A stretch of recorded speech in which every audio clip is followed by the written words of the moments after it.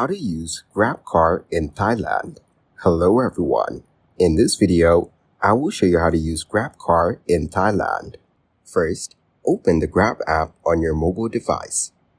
Next, tap on the car option and enter your destination in the Where To field.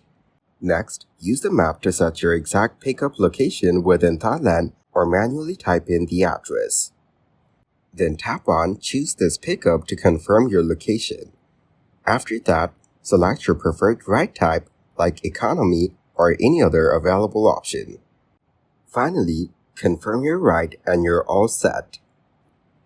Thank you guys for watching this video. Hope you got some value. Make sure to like the video and subscribe to the channel to get notified of new videos. See you in the next one.